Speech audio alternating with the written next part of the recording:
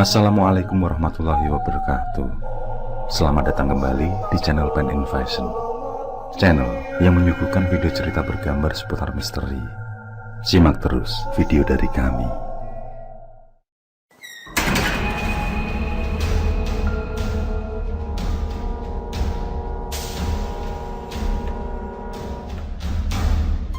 Ibu Suryati atau para tetangga memanggilnya Bu Sur terkejut bukan kepalang saat Elis anaknya menutup pintu kamar dengan cara dibanting sangat keras. Seketika itu juga Bu Sur mengelus dada. Bibirnya bergetar menahan kesedihan. Orang tua berumur sekitar 65 tahunan itu hanya bisa mengucap istighfar berkali-kali, berusaha tetap sabar meski hatinya benar-benar teriris.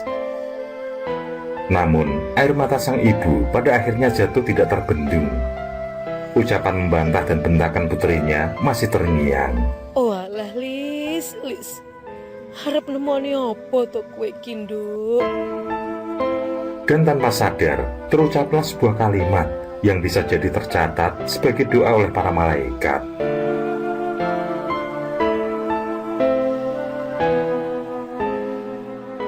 Elis merupakan anak kedua dari dua bersaudara. Sayangnya, sang kakak telah mendahului berpulang setahun setelah meninggalnya ayah mereka. Kini Elis hanya tinggal bersama ibu dan Galuh, anak sematawayangnya. Elis bukan bercerai, bukan pula ditinggal mati oleh suaminya. Namun Galuh merupakan hasil hubungan tidak resmi. Bahkan Elis sendiri tidak tahu yang mana bapaknya. Pertengkaran yang sering terjadi dengan ibunya pun tidak lain karena pekerjaan Elis yang sebagai seorang perempuan penghibur. Sang ibu selalu meminta pada anaknya untuk berhenti dari pekerjaannya. Namun Elis selalu berdalih dengan alasan yang sama, semua demi memenuhi kebutuhan keluarga. Tak ayal, para tetangga pun ikut risih dengan status Elis. Mereka menganggap sebagai makhluk najis dan menjijikkan, yang seharusnya tidak terlahir di muka bumi. Mereka sangat membenci keberadaan Elis. Kalau saja tidak memandang Bu Sur, yang memang sangat baik pada tetangga, mereka tentu akan mengusir Elis dari lingkungan mereka. Bahkan Galuh, bocah ingusan yang belum mengenal dosa itu, ikut mendapat perlakuan yang selalu tidak mengenakan. Sewajarnya bocah ingin membeli jajan di warung atau membeli mainan dan sebagainya, tapi hampir selalu diusir oleh pemilik warung.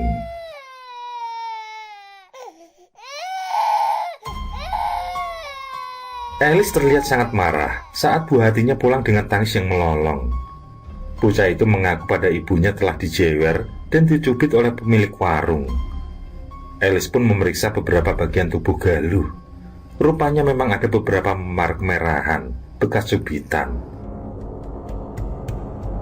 Tanpa banyak kata, Elis langsung mendatangi warung yang dimaksud. Di sana, Elis dan Butija, sang pemilik warung, langsung terlibat sebuah pertengkaran yang serius. Elis tentu saja tidak terima anaknya diperlakukan dengan kasar. Ia hanya bocah yang hendak membeli jajan, bukan bocah yang hendak mencuri.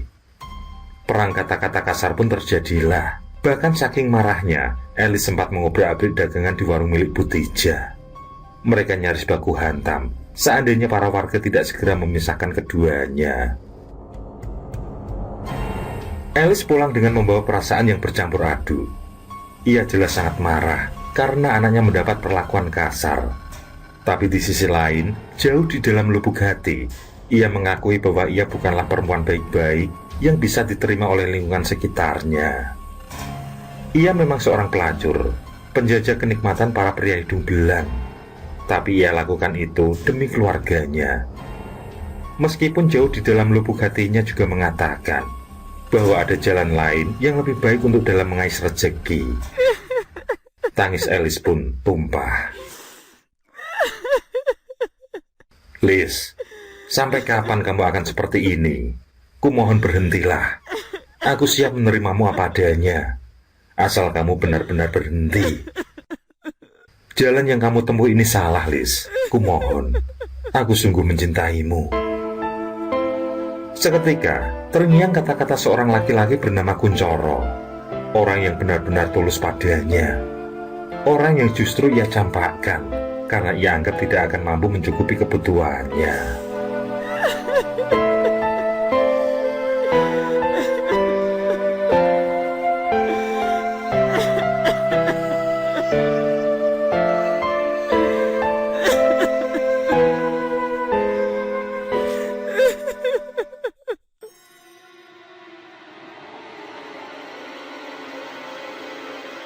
Malam itu, Alice pulang dengan tubuh lunglai. Bukan karena melayani banyak pelanggan, justru karena sebaliknya. Sampai pukul 1 dini hari, belum seorang pun tamu yang ia layani. Alice berkacak pinggang di depan cermin lemari pakaiannya. Ia berlenggak-lenggok, seakan sedang mengamati apakah tubuhnya sudah tidak menarik lagi. Sesekali, ia juga memegangi buah dadanya. Ia rasa masih kencang. Ukurannya juga di atas standar nasional. Wajahnya pun masih sangat cantik. Alice memeriksa bagian tubuh lainnya, mulai dari kening hingga ujung jempol kaki. Ia yakin kalau soal fisik, bodinya masih sangat oke. Soal goyangan, ia sangat piawai untuk sekedar mosak-masik kanan kiri. Lalu, mengapa pelanggannya pada kabur? Apakah mereka bosan? Bagaimana bisa mereka bosan, sedangkan cengkeramannya masih sangat kuat. Suspensinya pun empuk dengan peredam kejut yang sangat halus. Pikiran Alice melayang-layang. Ia tidak ingin tergusur, ia tidak ingin tercampakkan. Apalagi di usianya yang baru 25 tahun, tentu masih tergolong muda. Memang, beberapa hari belakangan ia mendapat kabar dari rekan-rekan seprofesinya, kalau saat ini mulai bermunculan pemain-pemain baru yang usianya masih di bawah 20-an tahun. Bocil-bocil masih pada ingusan, berani-beraninya menjajakan diri. Alice geram, yang tanpa ia sadari bahwa sebenarnya kelakuannya pun tidak jauh berbeda.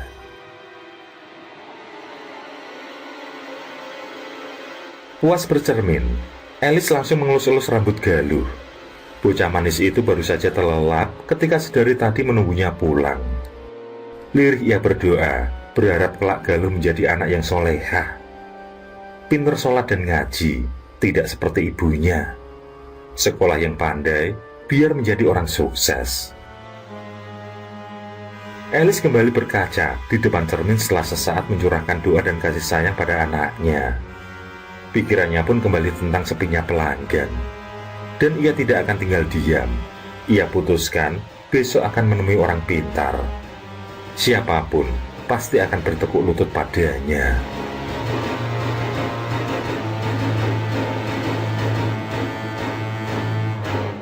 Kamu itu sudah cantik loh. Mau cantik seperti apa lagi toh Cahayu?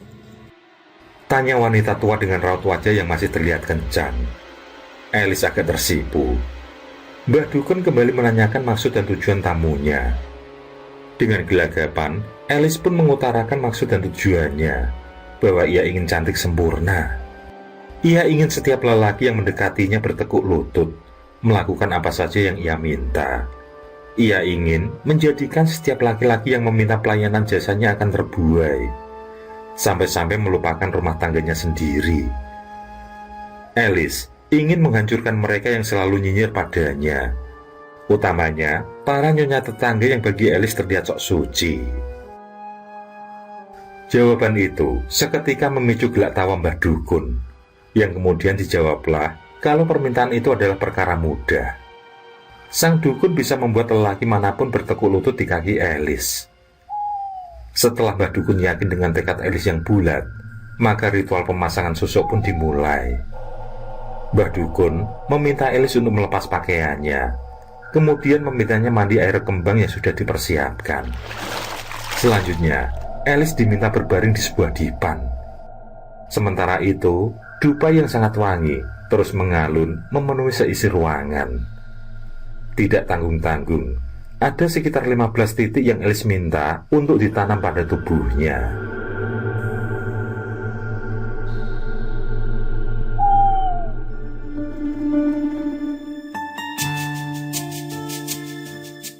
Berbekal susuk emas yang ditanam Mbah Dukun, Alice makin percaya diri menjajakan diri. Tarifnya pun bukan lagi 45 lembar uang merah, Uang nominal segitu kini hanya seperti uang dashboard baginya, seperti uang parkir saja. Alice yang dulu sudah cantik pun kini terlihat semakin berkilau. Pesonanya semakin menggoda.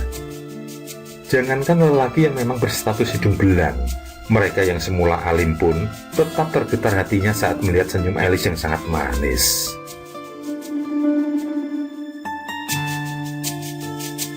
Keadaan pun berbalik.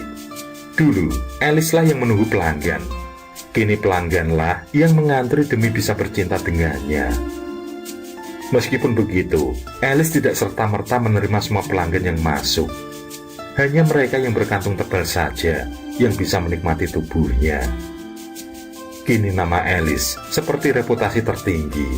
Namanya adalah jaminan servis yang paling memuaskan. Bagi para lelaki yang terpikat, Alice adalah perempuan yang sangat wajib untuk diratukan. Ibaratnya, demi Alice sang janda, mereka rela menjandakan istrinya sendiri. Dan bagi para perempuan yang suaminya berpaling, mereka sepakat menganggap Alice sebagai hama. Andai saja membunuh bukanlah termasuk perbuatan dosa, mereka pasti sudah menjinjang Alice seperti ayam potong. Lantas, siapakah yang sebenarnya bersalah? Alice kah? Karena memang profesinya yang seorang pemuas kenikmatan? Atau para lelaki kah yang tidak bisa menjaga hasrat kelelakiannya?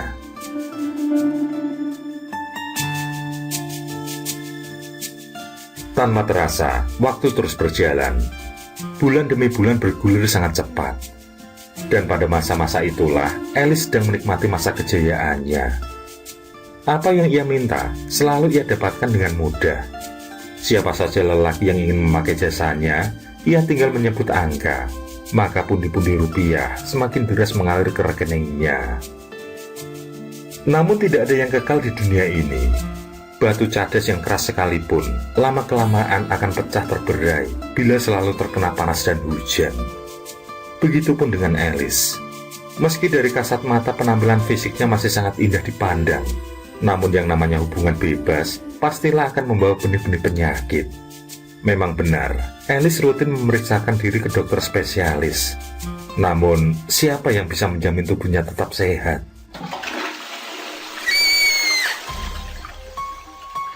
Pagi itu, Alice menjerit keras selepas buang air kecil. Jeritan itu pun didengar oleh sang ibu. Dengan tergopoh, beliau pun sampai juga di kamar mandi. Di sana sang ibu melihat dengan mata kepala sendiri bagaimana dari kemaluan anaknya telah mengeluarkan darah merah kehitaman. Sang ibu bertanya, apakah Alice sedang datang bulan? Saat Alice menggeleng dan terus meraung kesakitan, sang ibu sadar bahwa sesuatu yang tidak diharapkan telah menimpa anaknya.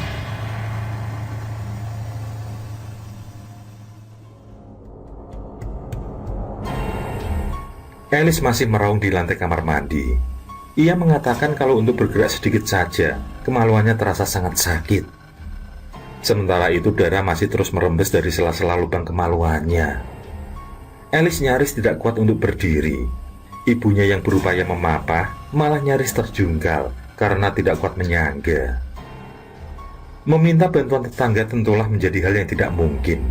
Hanya seorang yang masih bisa diharapkan, Kuncoro. Maka Alice pun menepikan perasaan malu. Ia meminta pada ibunya untuk mengambilkan ponsel yang tergeletak di kamar. Semoga Kuncoro masih tetap seperti Kuncoro yang dulu.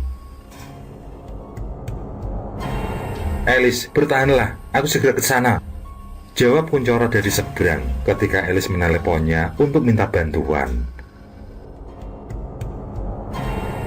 Setibanya Kuncoro, Alice segera dibawa ke rumah sakit.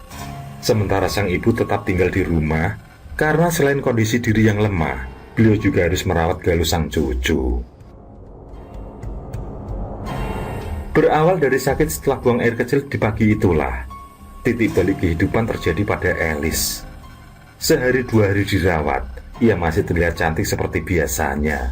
Meskipun tidak dipungkiri raut wajahnya terlihat sedikit pucat. Selang 7 hari kemudian, semakin terlihat bagaimana tubuh Alice yang semula segar menggoda, perlahan mulai tampak mengeriput. Utamanya di bagian wajah. Sementara itu, alat kemaluannya juga masih merembeskan darah disertai nanah. Para ibu tetangga yang mengetahui perihal sakitnya Alice pun bersorak kegirangan. Pada akhirnya, hama masyarakat itu kena batunya juga. Mereka tidak perlu mengotori tangan mereka, karena Alice telah mendapatkan hukuman akibat ulahnya sendiri. Secara berombongan, mereka pun menjenguk Alice. Namun jelas, tujuan utamanya bukan untuk memberi semangat pada Alice agar lekas sembuh. Di sana mereka justru mencibir, bahkan ada yang tidak segan untuk terang-terangan menghujat.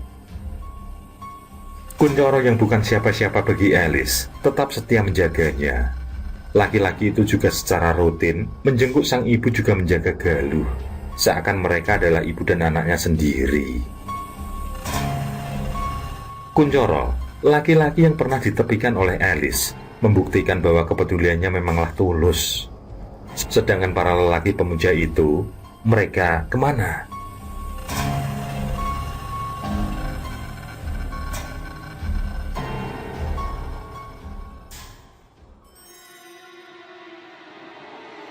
Sudah hampir sebulan, Alice dirawat di rumah sakit. Uang hasil kerjanya selama ini dengan cepat menguap untuk biaya pengobatan dan lain-lain. Sementara itu kondisinya tidak kunjung membaik. Rambutnya yang semula indah tergerai, kini rontok parah. Tubuhnya pun terlihat semakin kurus.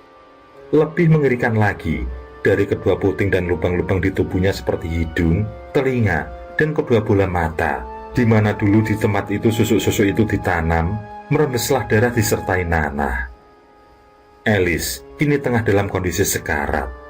Namun malaikat maut sepertinya masih ingin bermain-main dengan nyawa Alice. Mungkin karena ia tidak bercerita bahwa ia telah memasang susuk di tubuhnya.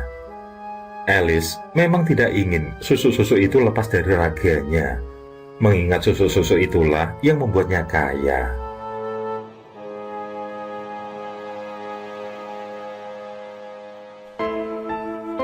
Dirasa tidak ada lagi harapan, maka ibunda Alice pun meminta agar anaknya dirawat di rumah saja.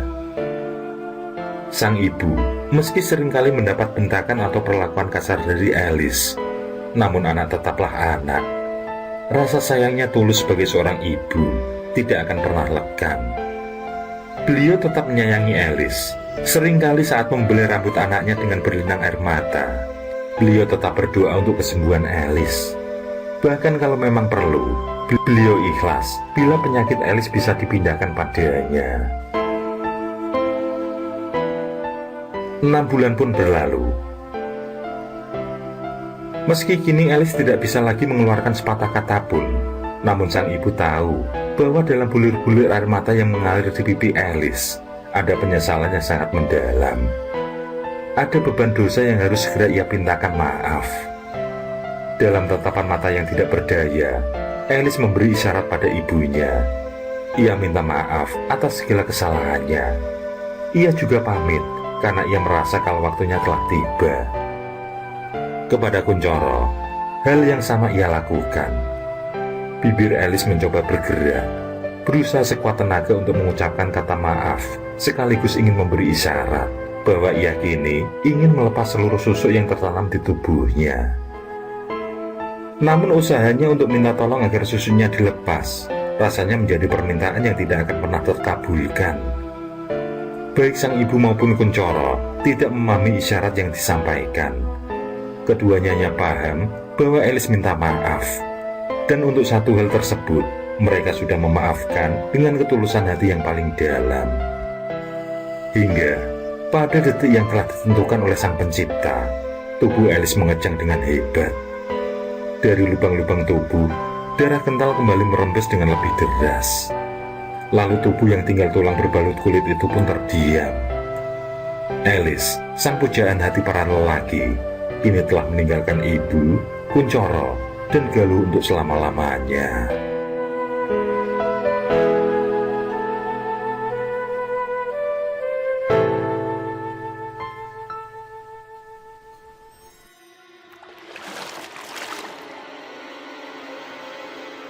Entah karena ada perasaan jijik, sebab darah kehitaman masih selalu keluar, Ataukah karena jijik sebab Alice di waktu hidupnya yang seorang penjajah kenikmatan? Yang jelas para pemandi jenazah terlihat seperti tidak sangat serius saat memandikan tubuh Alice. Mereka hanya memandikan dengan sekenanya. Begitupun saat mengkafani. Mereka terlihat buru-buru dan ingin cepat selesai. Memang terlihat mengerikan, karena kapas yang menutup mata dan hidung Alice selalu basah oleh darah yang terus mengalir. Begitupun dengan kedua puting dan alat kemaluannya. Beberapa orang dengan perasaan takut mencoba mengganti kapas yang baru dan lebih tebal. Namun darah tetap saja tidak henti-hentinya mengalir. Mereka juga menambah lapisan kain kafan, namun hasilnya tetap sama. Selanjutnya, tidak ingin berlama-lama, warga pun segera mensolatkan lalu memakamkan Alice. Para warga juga terlihat bermalasan untuk datang pada acara tahlil dan doa bersama. Termasuk Butijah, salah satu tetangga yang pernah terlibat cekcok dengan Alice. Meskipun begitu, mereka tetap datang karena sebuah candaan mengatakan kalau tidak ikut mendoakan nanti, arwah Alice akan menghantui mereka. Sebuah candaan yang entah kebetulan atau memang bisa terjadi.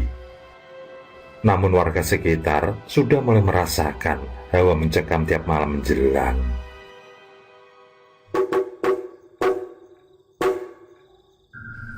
Azan maghrib sudah berkumandang ketika Butijah memegangi perutnya yang sakit. Rupanya pedasnya sambal di seblak yang ia santap dengan cepat segera bereaksi. Maka dengan segera ia masuk ke kamar mandi untuk menuntaskan hajat. Tidak lama setelah Butijah jongkok menikmati buang hajatnya, secara samar-samar ia mendengar suara perempuan menangis. Butijah paham itu pasti suara anaknya, yang kalau pulang main selalu nangis. Dari dalam toilet Butijah berteriak memarahi anaknya. Devi memang kebiasaan kalau maghrib baru pulang, itu pun selalu disertai dengan mewek. Entah karena bertengkar dengan temannya atau lain-lain. Suara tangisan itu belum juga reda. Butijah tidak terlalu mengindahkan, karena memang sudah menjadi kebiasaan anaknya seperti itu. Wanita paruh baya itu tetap menyelesaikan hajatnya yang baru separuh jalan.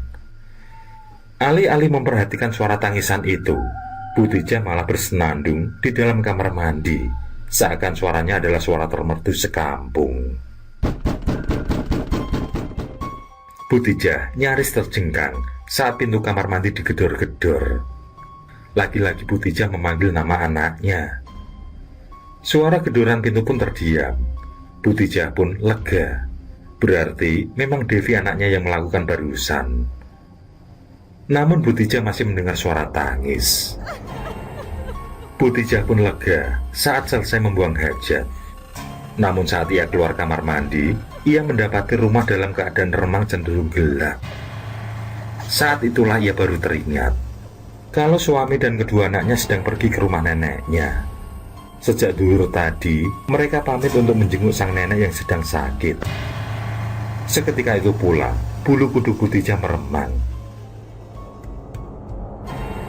Masih dalam keadaan takut, tiba-tiba terdengar sebuah suara dari ruang tengah. Suara yang ia dengar sepertinya bukan suara yang asing. Maka dengan berjingkat pelan, Butijah melangkah ke arah ruang tengah. Saat pintu sekat ruang dapur dan ruang tengah telah terbuka, ternyata tidak ada siapa-siapa di sana. Bulu kuduk Butijah semakin menebal. Ia kembali berjingkat. Lalu, Sing nangis kuwi aku. tiba-tiba saja terdengar sebuah suara dari belakang Butijah. Secara refleks, Butijah pun berbalik badan. Bersama dengan itulah, ia melihat sebentuk pocong dengan kain kafan yang terlihat basah karena berlumuran darah. Sementara itu, kapas terlihat menyumpal di kedua lubang hidung dan bola mata. Butijah langsung terbelalak saking takutnya. Mata Butijah berkunang-kunang, kemudian gelaplah semua.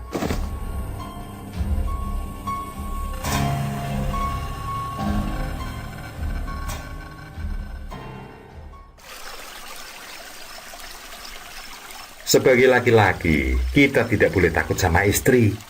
Pengen mancing ya mancing, pengen karaoke ya karaoke. Lawang laki-laki kok dikekang.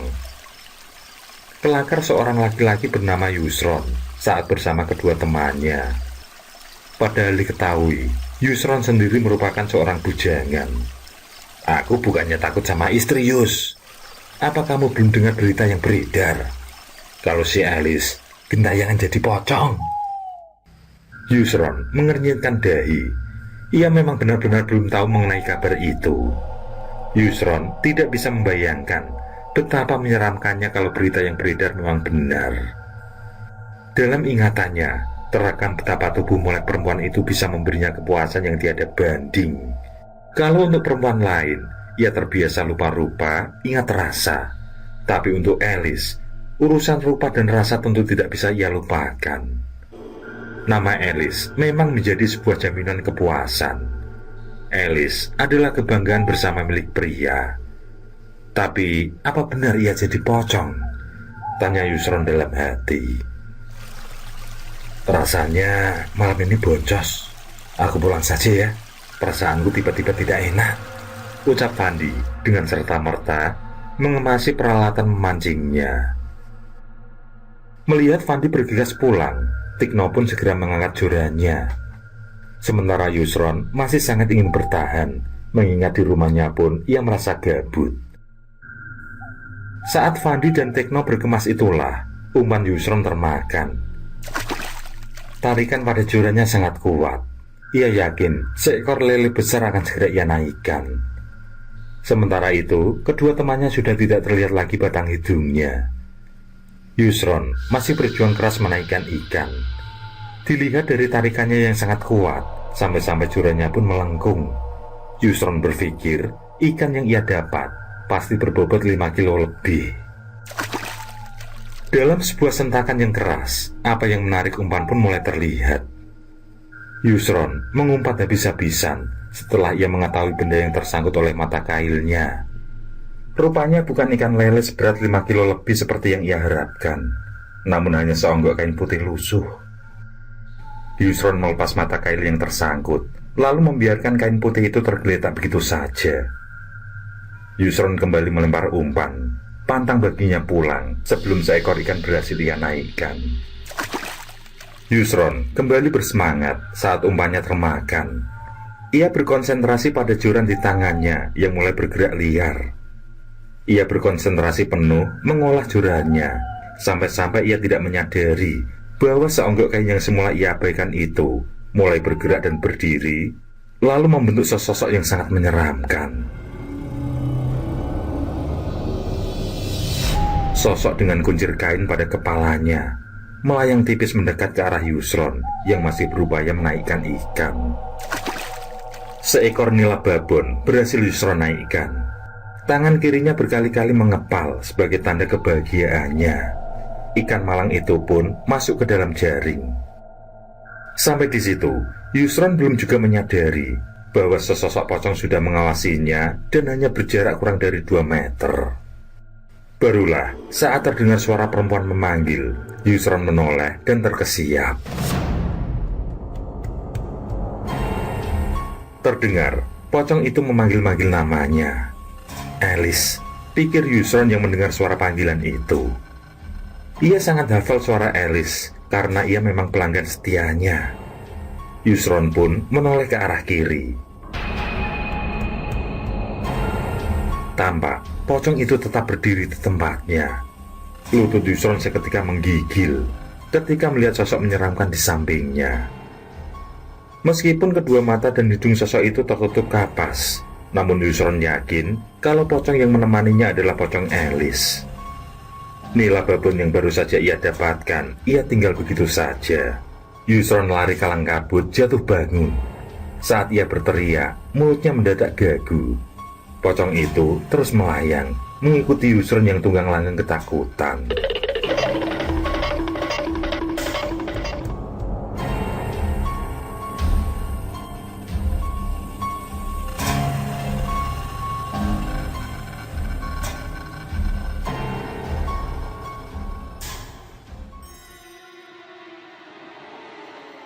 Waktu baru menunjuk angka 8 malam. Ruli sedang menikmati acara televisi ruang tengah ketika Clarissa, istrinya, berteriak-teriak memanggilnya. Panggilan itu terkesan setengah antara takut, jengkel, dan penasaran. Ruli yang sedang malas bergerak itu pun menggerundel, ngedumel tidak jelas. Tapi karena teriakan istrinya Laksanatita sang ratu, ia pun segera datang. Setibanya Ruli di ruang belakang, sang istri langsung mengarahkan jari telunjuk ke arah ember besar tempat menaruh cucian. Ruli mengikuti jari sang istri melihat ke dalam ember. Ruli pun segera terkejut ketika mendapati kain putih kumal dengan noda berwarna merah berada di sana. Ia nyaris saja mengambil kain itu kalau saja tidak dicegah istrinya. Bukan karena takut kain kotor itu membawa kuman atau bibit penyakit, namun karena secara tiba-tiba terciumlah bau busuk yang sangat menyengat. Keduanya bahkan hampir muntah meski sudah menutup hidung. "Ini kain apa?" tanya Ruli pada istrinya. Hal mana sebenarnya Clarissa lah yang akan bertanya pada suaminya. Keduanya kemudian terlibat saling bertanya satu sama lain. Sementara itu, bau busuk semakin datang menyengat. Tiba-tiba, terdengar suara perempuan yang entah berasal dari mana, mengakui kalau itu adalah kain kafan miliknya. Suara itu terdengar lagi, bahkan berulang-ulang. Ruli dan istrinya yang ketakutan langsung berlari menuju kamar. Saking takutnya, keduanya sampai lupa untuk menutup pintu.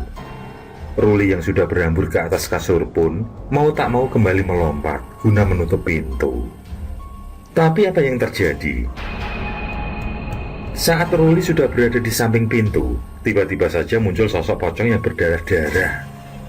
Ruli langsung terpaku di tempatnya. Matanya tidak bisa lepas dari sosok pocong yang hanya terpisah jarak kurang dari 1 meter. Jadi, betapa jelas Ruli menyaksikan sosok pocong yang masih terdapat kapas di hidung dan kedua matanya. Ruli tidak tahan lagi dalam cekaman rasa takutnya. Tanpa terasa, celana pun mulai terasa hangat. Ia pipis di celana.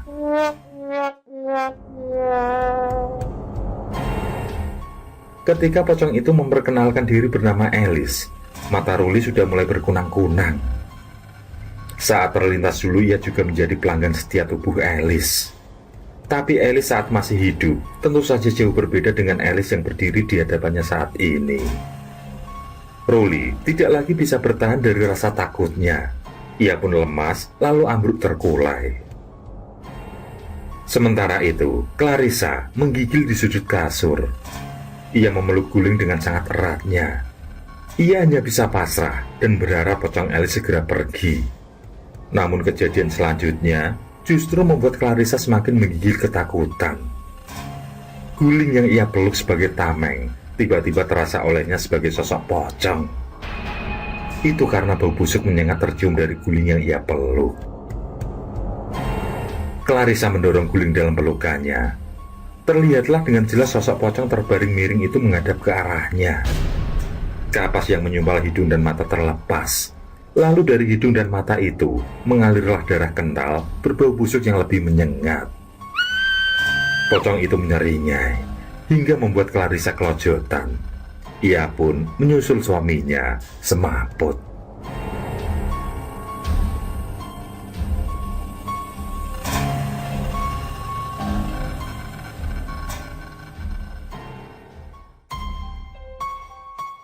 Indarti terlihat kesal karena status masakannya yang ia posting di akun Facebooknya mendapat banyak kritikan dari pengikutnya.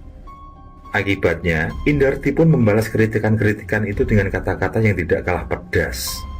Harapannya untuk mendapat pujian setinggi langit justru berbanding terbalik dengan apa yang ia harapkan. Memang, kritikan tidak dialamatkan pada hasil masakannya, melainkan cara dia berpakaian. Para pengamat masakan dadakan menilai kalau Indarti seharusnya memakai celemek khusus. Ada pula yang mengatakan kalau ia seharusnya menutup rambutnya. Ada yang mengatakan kalau alat-alat yang dipakai Indarti jauh dari kata higienis. Dan lain-lain yang justru membuat Indarti semakin panas hati. Nah, "Sudah malam, tidur," kata sang suami yang gemas karena sedari sore melihat istrinya tidak lepas dari gadgetnya. Indarti semakin manyun saat mendengar perintah suaminya. Jemarinya yang lentik masih terus bergerak untuk membalas komentar. "Tidur, Ma. Kamu tidak takut apa? Para tetangga pada cerita kalau rumah mereka didatangi pocong." Belum juga Indarti membalas perkataan suaminya, pasangan suami istri itu dikejutkan dengan bau busuk yang tiba-tiba datang menyengat. Bau busuk yang awalnya dikira berada di kolong tempat tidur, ternyata berpindah ke arah plafon di rumah. Karena bau busuk itu semakin menyengat, sang suami pula yang pada akhirnya harus repot. Ia terpaksa mengambil tangga di belakang rumah, lalu dengan susah payah melongok ke atap. Siapa tahu memang terdapat bangkai tikus atau kucing. Namun setelah disinari dengan senter pun, bangkai mencurigakan itu tidak ia jumpai. Akhirnya, sang suami pun mengembalikan tangga ke tempat semula.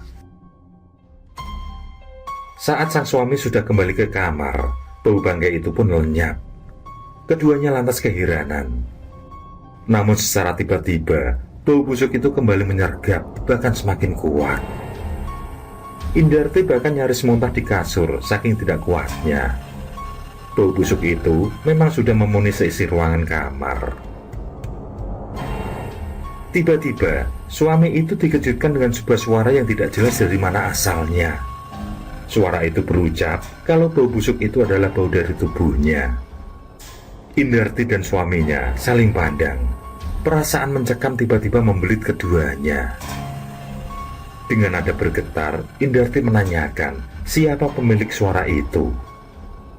Dan saat suara tanpa wujud itu menjawab kalau ia adalah Alice, di pojokan kamar dekat almari pakaian, muncullah sosok pocong. Pocong itu berkata sembari melompat pelan, mendekat ke arah Indarti dan suaminya. Ketika dekat, pocong itu justru merintih kesakitan. Namun rintihannya tentu saja tidak serta-merta membuat iba atau terharu. Yang ada Indarti dan suaminya justru lari tunggang-langgang keluar rumah. Keduanya berteriak sekencang-kencangnya. Herannya, meski keduanya merasa telah berteriak sekencang mungkin, namun tidak ada tetangga seorang pun yang keluar rumah. Sampai tiba-tiba, pocong menyeramkan itu telah berdiri di antara mereka. Kali ini, Indarti dan suaminya benar-benar tidak tahan lagi saat melihat pocong mengerikan itu dalam jarak panjang yang tidak lebih dari 1 meter. Mereka pun pingsan berbarengan saat itu juga.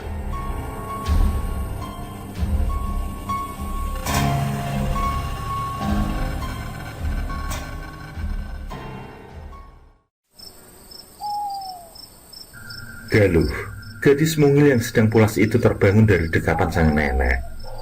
Ia kembali mendengar suara panggilan dari ibunya. Sang anak yang meski masih bocah, tentu saja juga bisa menanggung rasa rindu yang mendalam pada ibunya. Melihat sang ibu yang berdiri di luar kamar, bocah itu bangkit. Seketika itu pula, ia berlari menghambur memeluk ibunya. Ia menangis sejadi-jadinya, menyebut-nyebut ibunya sembari memeluknya dengan sangat erat, seakan tidak ingin ditinggalkan lagi. Bagi sang bocah, ia hanya tahu bahwa ibunya sedang pergi bekerja mencari uang untuk membeli jajan, membeli susu, membeli mainan dan lain sebagainya. Ia tidak tahu bahwa ibunya telah pergi untuk selama-lamanya. Yang bocah itu tahu, ia hanya sedang merasakan kerinduan.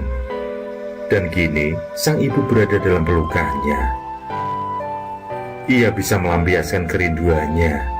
Ia bisa mencurahkan isi hati bahwa ia tidak ingin ditinggal-tinggal lagi. Ia ingin selalu melihat ibunya di rumah. Ia ingin selalu dibelai, dimanja, disayang, dibacakan dongeng-dongeng tentang semut yang mengalahkan gajah, tentang seorang rakyat kecil yang ditindas penguasa, tentang kisah Nabi, yang jelas tentang banyak kisah. Ibunya tidak sekalipun menceritakan tentang betapa tampan atau gagahnya sang ayah. Bocah itu sengaja membiarkan air matanya mengalir, sebagai tanda kesungguhan bahwa ia memang sedang menanggung rindu. Saat pertemuan antara ibu dan anak itu sedang berlangsung, dari kamar keluarlah sang nenek. Pada awalnya beliau terkejut karena melihat sosok yang tengah dipeluk cucunya. Namun sang nenek membiarkannya. Dalam pandangan sang nenek, sosok yang dipeluk Galuh bukanlah Elis sang ibu, melainkan sosok pocong. Sang nenek juga tahu kalau pocong itu bukanlah Elis anaknya. Elis telah meninggal, dan itu berarti alam barzahlah tempatnya sekarang. Sosok yang beliau lihat adalah Qorin yang menampakkan diri dalam wujud pocong. Meskipun begitu, sang ibu tetap mendekat dengan tanpa rasa takut sama sekali. Lis, tempatmu nih bukan di sini lagi, Nduk. Pulanglah, kembalilah ke alammu, Nduk. Ibu sudah memaafkan semua kesalahanmu. Sekarang pulanglah. Ibu juga memohon agar kamu tidak mengganggu para warga lagi, Nduk. Jangan ganggu mereka lagi. Pulanglah, Nduk. Tidak terdengar jawaban apapun dari pocong yang masih dipeluk oleh Galuh itu. Yang ada hanyalah tangisan merintih, tangisan kesedihan, tangisan penyesalan. Sang ibu dengan tegar membelai kepala sang pocong. Betapapun beliau pernah tersakiti hatinya, namun melihat penderitaan sang buah hati sampai sedemikian rupa, hatinya tetap ikut meratap. Sang ibu pun merasakan kesedihan dan penyesalan yang dirasakan Elis. Bagi Elis, pintu taubat mungkin sudah tertutup. Namun sang ibu berjanji untuk selalu mendoakan Elis agar tenang di alam sana, agar diampuni segala dosa-dosanya. Pocong dalam pelukan Galuh pun mulai memudar.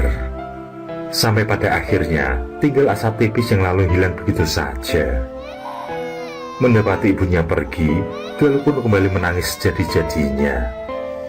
Malangnya Galuh, bocah sekecil itu tidak lagi merasakan kasih sayang ibu dan bapaknya.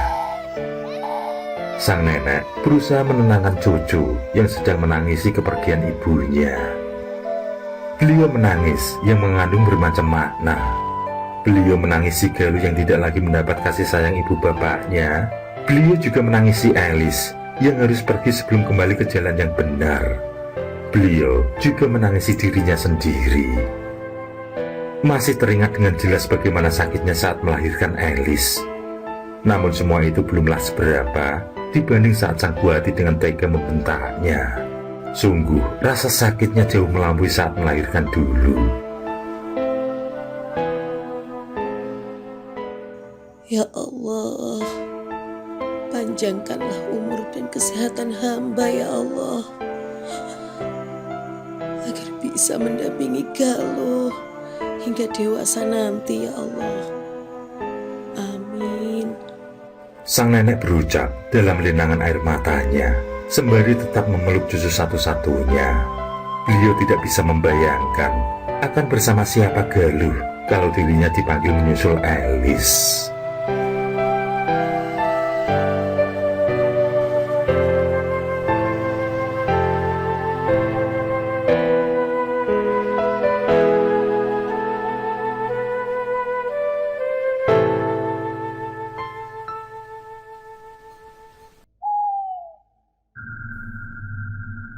Oke, terima kasih. Semoga kawan-kawan terhibur, dan untuk ke depan, semoga channel ini bisa lebih baik lagi. Akhirul kalam, wassalamualaikum warahmatullahi wabarakatuh. Sesandingan hormat kali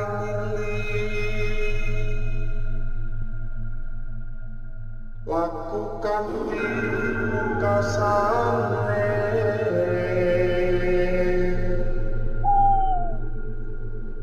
Anda kersanengku